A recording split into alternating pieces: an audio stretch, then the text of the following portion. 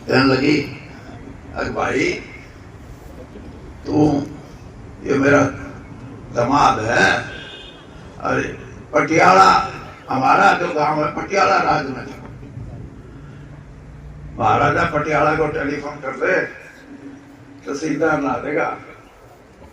ये उसने छोटू राम की धर्मपत्नी टेलीफोन करे, उसने तो फट कटाया।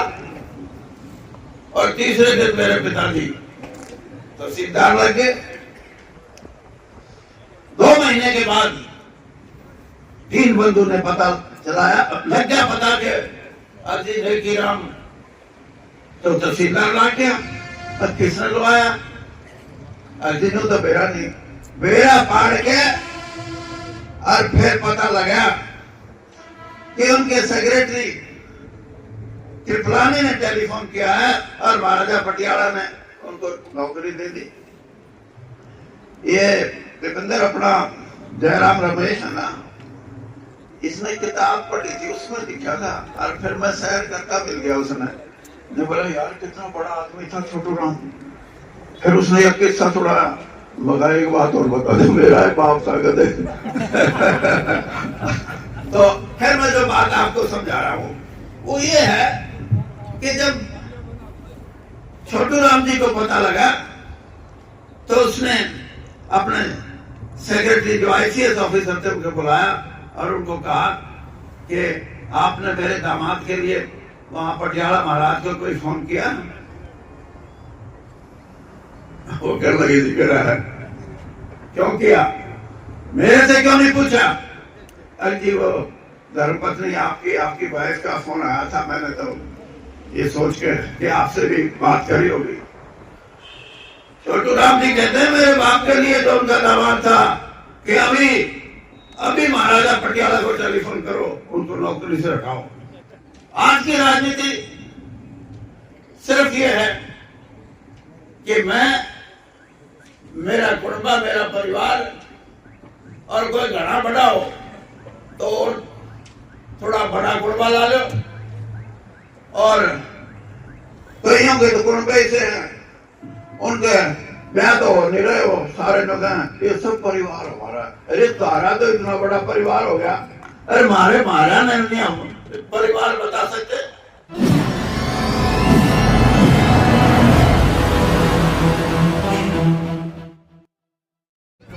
और मैं तो ये दीपेंद्र से पहले बोलना चाहूँ था, सही ने बोला ना मैं बोलूंगा पहले, तो और 10 मिनट लगी। मैं ये बात छोटू राम जी की जो जन्मदिन है उसके बारे में भी एक बात मैं बता दूं कि कई साथी लिख देते हैं उनका जन्मदिन 143वां, लेकिन उनका जन्मदिन 144वां, क्योंकि जिस दिन पैदा होता है वो भी जन्मदिन में गिना जाओगा। तो इसलिए और साथियों के लिए भी मैं ये जरूर कहूंगा कि इस चीज का ध्यान रखें। और आज मुझे जो शिक्षा सेवा समिति है इसमें रजिस्टर लिखने की कोई जरूरत नहीं। अरे छोटू राम के नाम से समिति है, आप पहले समझ जाएंगे रजिस्टर के रजिस्टर दे रहा है। सापला के अंदर जो ये समिति है इसका मैं धन्यवाद करता हूं कि इन्होंने एक अच्छी शुरुआत की, और इस चीज का भी धन्यवाद करूंगा कि इसको चलाए रखो, क्योंकि अपने में जब काम जम जाएगा ना 5-4 साल में, फिर बीच में दरोड़ा उठने लग जाए, अच्छा यो चौधरी इसने काटो फिर देखेंगे। तो इसलिए यह बात अब ये कौन कह रहा था राजनीति ना करो, राजनीति छोटू राम की तो राजनीति की औथा है क्या? यानी राजनीति से जो परिवर्तन उस महान आत्मा ने दिया यहाँ के कमेरे वर्ग को, यहाँ के किसान को, और उस समय के किसान और कमेरे वर्ग को अलग मत करो, दोनों की हालत खस्ता थी। कोई न सोचे मैं बहुत बड़ा जमींदार था, जितने धरती वाले फालतू धरती वाले थे वे घने दुखी थे, कि उनका माल नहीं पाटा करता था ही नहीं कुछ, और गरीब की तो पहचान ही नहीं थी, कमेरे वर्ग की तो कोई पहचान नहीं थी। तो इसलिए ये जरूरी है कि हम इस दोनों वर्गों के लिए बहुत से यहाँ खाप पंचायतों के अध्यक्ष भी बैठे हैं, बहुत से किसान संस्थाओं के अध्यक्ष हैं, और बहुत से आप साथी ऐसे हैं जिन्होंने शुरुआत की है छोटू राम जी के जन्मदिन पे यहाँ आने की। मैं आपको एक छोटी सी बात कह के बताता हूं कि अभी बाम साहब के साथी थे, जब काशीराम जी ने बाम साहब से जोड़ के फिर अगली अपनी डी के कितनी थी वो 4 या क्या, वो जब बनाई थी, तो उत्तरी भारत का जो कमजोर वर्ग है या शोषित वर्ग है, उन्होंने उनके साथ जुड़ के बहुत बड़ा एक जागृति का काम किया था काशीराम जी ने। और उस जागृति के काम में सतपाल मलिक जी हैं, जो हमारे अब पहले गवर्नर भी थे और उत्तर प्रदेश से काफी राजनीतिक समझ के धनी है, वो मेरे को एक दिन बता रहे थे, कहने लगे भाई काशीराम जी को हमने एक दिन ये कहा कि काशीराम जी आपने जो फोटो लगा रखे हैं उसमें हमारे वाले का तो नहीं है। और अध्यक्ष ने भी कहा, अभी मैं इनके साथ बैठा था, खाप अध्यक्ष ने, कि काशीराम जी का उस समय क्या, मैं आपको बताता हूं कि उनके मन में था ये, क्योंकि वो तो रोपड़ के रहने वाले थे, उनको तो सारे पंजाब, पेशावर से पलवल की जब बात करते हैं तो सारे पंजाब का उनको ज्ञान था। और उन्होंने ये कहा कि मेरा भी दिल है कि जहां ज्योति बाबू फूले, सावित्री बहन फूले और जितने भी, बाबा भीमराव अंबेडकर, इनके साथ छोटू राम जी का फोटो जरूर हो जब भी हम कोई सम्मेलन करें। लेकिन एक बात उन्होंने कही कि मेरी मजबूरी क्या है, ये भी समझनी पड़ेगी। मजबूरी ये थी कि कहते कि आगरा में जो जाट और जाटों का आपस का मेल नहीं है, उससे मैं कई बार ये सोचता हूं कि कहीं मेरा जो अभियान है उसमें कहीं कमी ना आ जाए। और काशीराम जी के समय में या उनके बाद जितने भी बाम साहब के साथी थे, सब ने मिलके इसको एक अभियान के रूप में किया। और मुझे 2016 की बात है या 2017 की, झज्जर में एक जाट सम्मेलन हुआ, जब आंदोलन चल रहा था, तो एक बाम साहब के साथी ने 40 मिनट का उनका भाषण था और उन्होंने ये बात सिद्ध कर दी कि आप छोटू राम जी को सिर्फ किसान से, खेती से मत जोड़ो। उनका जो सोच का दायरा था वो बड़ा विशाल था, और उस दायरे से मैं सिर्फ इतना कह सकता हूं कि जो कमेरे वर्ग की बात है, ये जो ITI है, देश में उससे पहले ITI नहीं थी। पहली ITI जो हुनर सीखने वाले हमारे कमेरे वर्ग के साथी हैं, गांव में रहने वाले, पहली ITI पंजाब के अंदर स्थापित की थी, वो छोटू राम जी की 1936-37 की एक सबसे बड़ी उपलब्धि उन्होंने बताई। तो आज आप ये कहो कि राजनीति की बात ना करो, तो बता दो कौन सी करें। मंत्र पढ़ने हमने नहीं आते, मंत्र पढ़ते तो मैं बीजेपी क्यों छोड़ता, फिर तो उसे में रहता। अरे समझो बात को, आज संघर्ष इस बात का है कि इस देश की 70% आबादी, जिसमें 50% लोग खेती पे हैं और 20% से ज्यादा लोग कमेरे वर्ग के हैं, उस 70% की अगर लड़ाई लड़नी है तो मिल के लड़नी पड़ेगी, टूट के नहीं।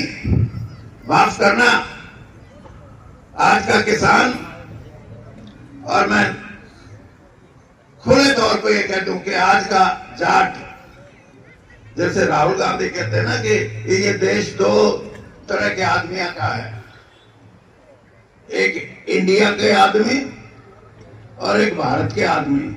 आज जाट भी दो तरह का, किसान भी दो तरह का, एक इंडिया का और एक भारत का। और इसका खुलासा आप करोगे खुद। आज मैं तो मतलब ये राजनीति की बात करता है, राजनीति की नहीं, मैं ये बात कर रहा हूं कि आप इस राजनीति को हथियाना चाहते हो या नहीं, या दूसरों को सौंपना चाहते हो। लड़ाई इस बात की है। आज टेक्नोलॉजी का युग है, आप लड़ाई को साधारण तौर पे मान लेते हो कि ये जीत गया, ये हार गया, फलाने का राज बन गया। जो इंडिया के जाट हैं वो तो फिर बदली कराने ही पहुंच जाएंगे। हाँ, और बदली भी न्यू कहेंगे अच्छी जगह कर दो। हाँ, और यह नौकरी के लिए पहुंचेंगे। इन दो बातों पर आके हमारी लड़ाई किसान की, कमेरे वर्ग की रुकेगी तो पार कहां पड़ेगी। छोटू राम जी ने, मैं उनके सिद्धांतों की बात करता हूं, आप समझो तो वो कितने ऊंचे सिद्धांतों के। मेरी नानी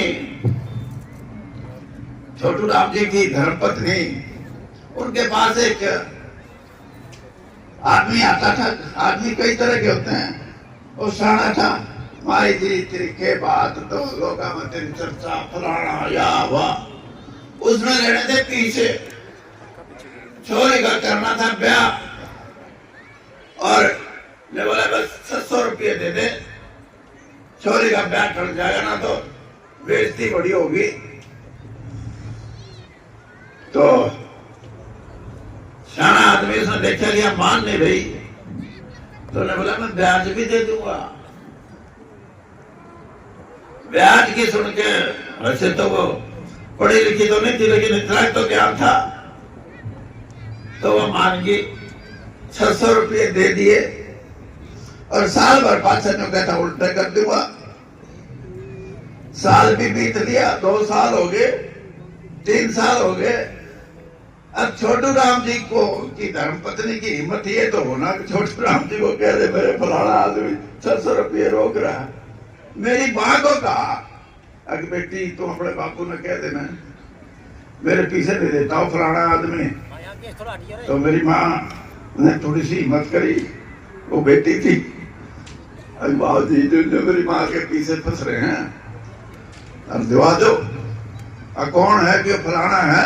अच्छा, वो तो आदमी आता है, घर भी आया करे, मन भी मिला करे, मैं बुलवाता हूँ उसको। बुलवा लिया अगले दिन। ने बोला भाई रही है, इसके पीछे क्यों नहीं देता? भगवानी की माँ के ने बोला जी मैं तो तैयार हूं, दे दूंगा। ने बोले दे दे, कर दे। 3 साल हो गए था ने बोले मैं तो हाईवे तो हूं, ले ले। फिर मैंने कहा ब्याज साथ दे। उसी वक्त दीन बंधु ने कहा कि ईव तन्ने उसको पैसे दे दिए तो मैं तेरा सबसे बड़ा दुश्मन। ये सोच आजकल तो इलेक्शन में पीछे फालतू ले डालेंगे, पहला टेलीफोन करना है, कितने देगा, हाँ इतने तो काम नहीं चलता। राजनीति को समझने की जरूरत है। एक तरफ वो इंसान जिसकी धर्मपत्नी ने एक गलत काम सोच के किसी को पैसे दे दिए, और वो इंसान ये कहता नहीं अगर हम देखें तो मेरे से बुरा आदमी नहीं होगा तेरे लिए कोई। ये सिद्धांत कौन? अभी एक बेटी ने कहा, दरोगा कुलदीप सिंह चौधरी छोटू राम के भतीजे सबसे बड़े थे वो भाइयों में, और रिश्वत के केस में सस्पेंड हो गए। उनकी धर्मपत्नी मेरी मामी, वो बताया करती, मैं बालक था, 10-12 साल का होगा, बेटा तेरा मामा तो वहां खड़ा है। बोले कई साल हो गए मरे। वहां क्यों? तेरे नाना ने उसकी सिफारिश नहीं करी बाहर करवाने की। गरीब तो बेटा की लड़ाई लड़ो, पोता की लड़ो, और बेटा पोता नहीं हो तो घरवाली की लड़ो, घरवाली नहीं हो तो कोई साड़ा सपट्टा हो उसकी लड़ो। ये नहीं, राजनीति में परिवर्तन देखो आप। छोटू राम जी की जो बात करते हैं ये किताबों में लिखी हुई नहीं, जो मैं बता रहा हूं आपको। अपने भतीजे के लिए वो स्वर्ग से ढाले कुलदीप सिंह, लेकिन वो कहने लगे मैं करप्ट भ्रष्ट आदमी की चाहे मेरा कुछ भी हो मैं सिफारिश नहीं करूंगा। एक और बढ़िया बात, उससे भी बढ़िया, वो मेरे पे लागू होती है। मेरे पिताजी छोटू राम जी के दामाद सेंट स्टीफन कॉलेज से पढ़े हुए, लेकिन बीए की परीक्षा पास ना करके घर आ गए। और मेरी नानी ने कहा आगे योग क्या कर रहा है? मेरी मां बोली कुछ नहीं करता। बोली अच्छा। छोटू राम जी की धर्मपत्नी टेलीफोन करती है। उन दिनों में ये नहीं थे जो आजकल है। आजकल लाड़े में तो हमारी वोट भी खराब करने का काम कर रखा है, वोट जुआन का भी कुंडली अच्छी सारी करें। उस टाइम तो जो बात होती थी वही करते थे। तो उस समय कृपलानी नाम के एक आईसीएस ऑफिसर, जो सेक्रेटरी ऑफ रेवेन्यू डिपार्टमेंट, किसी ने बता दिया होगा कि माई जी उसने कर दे टेलीफोन। उसने करा टेलीफोन। कहने लगी अरे भाई तू ये मेरा दामाद है, अरे पटियाला हमारा जो गांव है पटियाला राज्य में, महाराजा पटियाला को टेलीफोन कर दे तहसीलदार ला देगा। उसने छोटू राम की धर्मपत्नी टेलीफोन करे, उसने तो फट खटाया। और तीसरे दिन मेरे पिताजी तहसीलदार लगे। 2 महीने के बाद दीनबंधु ने पता चलाया, लग गया पता के अर्जी रेखी राम तो तहसीलदार ला गया। और किसने लवाया? अर्जी ने तो बेरा नहीं, बेरा पाड़ के और फिर पता लगा कि उनके सेक्रेटरी कृपलानी ने टेलीफोन किया है और महाराजा पटियाला ने उनको नौकरी दे दी। ये दीपेंद्र अपना जयराम रमेश है ना, इसने किताब पढ़ी थी, उसमें लिखा था। और फिर मैं सैर करता मिल गया उसने, ने बोला यार कितना बड़ा आदमी था छोटू राम। फिर उसने यह किस्सा सुनाया, मगर एक बात और बता दे, मेरा है बाप सा गधे। तो फिर मैं जो बात आपको समझा रहा हूं वो ये है कि जब छोटू राम जी को पता लगा तो उसने अपने सेक्रेटरी जो आईसीएस ऑफिसर थे उनको बुलाया और उनको कहा कि आपने मेरे दामाद के लिए वहां पटियाला महाराज को कोई फोन किया? वो कहने लगे जी कह रहा है, क्यों किया? मेरे से क्यों नहीं पूछा? अरे जी वो धर्मपत्नी आपकी वाइफ का फोन आया था, मैंने तो ये सोच के कि आपसे भी बात करी होगी। छोटू राम जी कहते हैं मेरे बाप के लिए जो उनका दामाद था कि अभी महाराजा पटियाला को टेलीफोन करो, उनको नौकरी से हटाओ। आज की राजनीति, इसीलिए तो आप क्यों कहते हो आज की राजनीति की बात नहीं करा? ये आप मिलाओ उन 2 राजनीतियों को। आज की राजनीति सिर्फ ये है कि मेरा कुटुंबा, मेरा परिवार, और कोई घना बड़ा हो तो थोड़ा बड़ा कुटुंबा ला लो, और कईयों के तो कुंबे ऐसे हैं, उनके ब्याह तो हो नहीं रहे, वो सारे लोग हैं ये सब परिवार हमारा। अरे तारा तो इतना बड़ा परिवार हो गया। अरे मारा नहीं हम परिवार बता सकते तो मैं ये कहता हूँ कि आप पूछोगे तेरा बापू हटा ही नहीं, आप पूछोगे ना। तो उसने जब टेलीफोन किया महाराजा पटियाला के यहाँ, तो महाराजा ने कहा कि नहीं हम राजे हैं, हम तुम्हारे पंजाब के नीचे नहीं आते, हमने जो हुक्म कर दिया वही है। तो 10 साल मेरे पिताजी तहसीलदार रहे, जिनको छोटू राम जी हटाना चाहते थे। ये है राजनीति, ये है मर्यादित राजनीति। इस राजनीति को लेके अगर हमारा देश अपने हकों की लड़ाई नहीं लड़ेगा तो फिर जिस दिशा में हम चल रहे हैं वहां खतरा ही खतरा है। किसान आंदोलन कामयाब क्यों हुआ? पहले भी आंदोलन तो बहुत होते थे, एक सबसे बड़ी वजह थी उसकी, और उसकी सबसे बड़ी वजह थी कि किसान वहां बैठने वाला, उसको ये लग गया तो उठ गया था, धरती गई। कॉमन कॉज इसलिए जमा रहा। अरे शराब करनी है क्यों कहेंगे तो पंजाब हरियाणा के घाट बैठे थे, कुछ नहीं। मेरे बगाई ये तरह काबू नहीं आएंगे, गलत हम वहम कर रहे हो। मैं तो बीजेपी में था, मैं उन्हें बताया कि तेरे बात कर लो, नहीं चले जाएंगे, मगर टट्टू चले जाएंगे, तुम देखियो सारा दिन लो नहीं पीने तो। और इसीलिए 4 चीजों से आज की राजनीति प्रभावित है।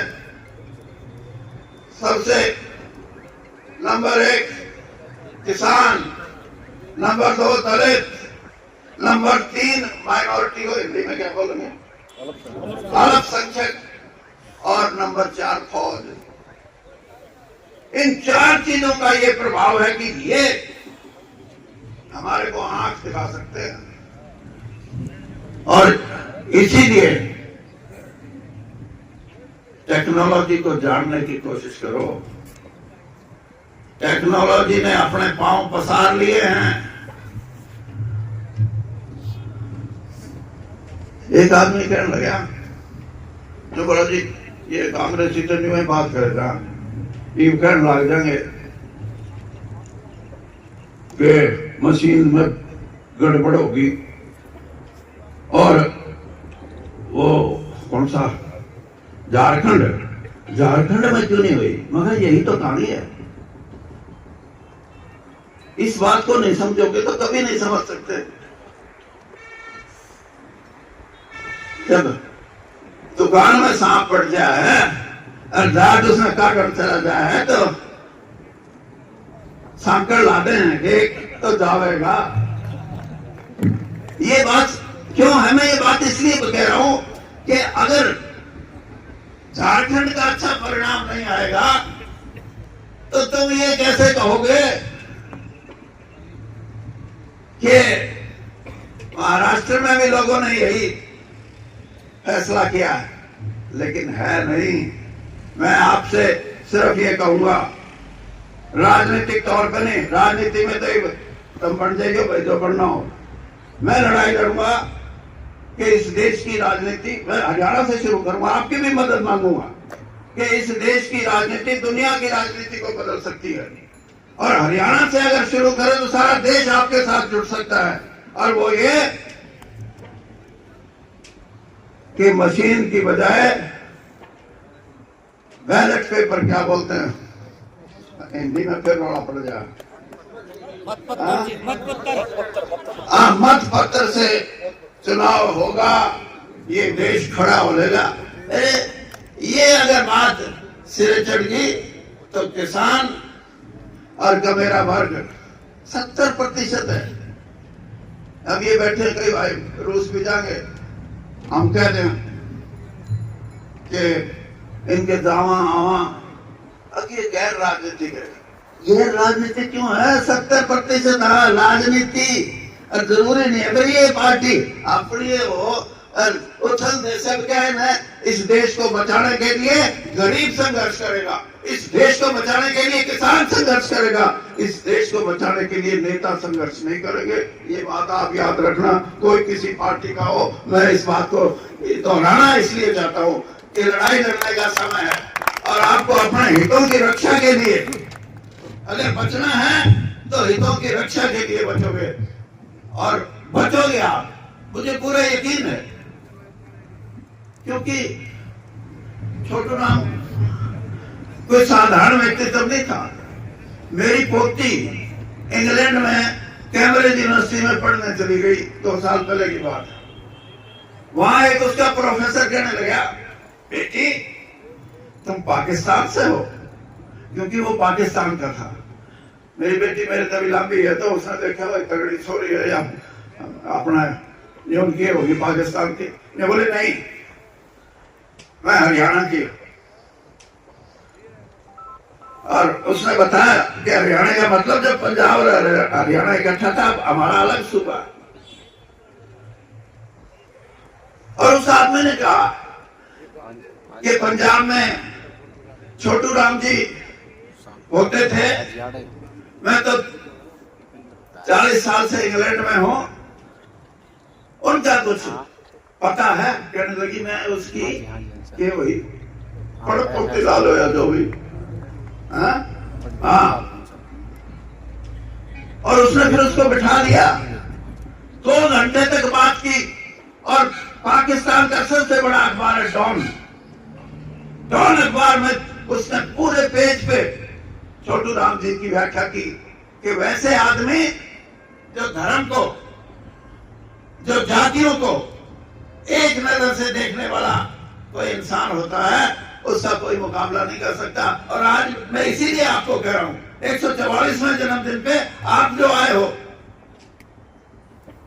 मेरा अगर जो हो गया तब एक भी नहीं आवे। ये क्यों? ये कि एक नई दिशा दी थी उस आदमी ने, गरीब को संघर्ष कराना सिखाया था, किसान को उसके अधिकारों के प्रति जागरूक किया था। और इसीलिए आज आप यहां आए हैं। मैं आपको इतना ही कह सकता हूं कि दीपेंद्र तो जीत गया है तो 21 लाख देश के है, मेरा तो ब्याह है नहीं। हाँ, ये कई पेंशन की ना बंद हो जाती है। एमएलए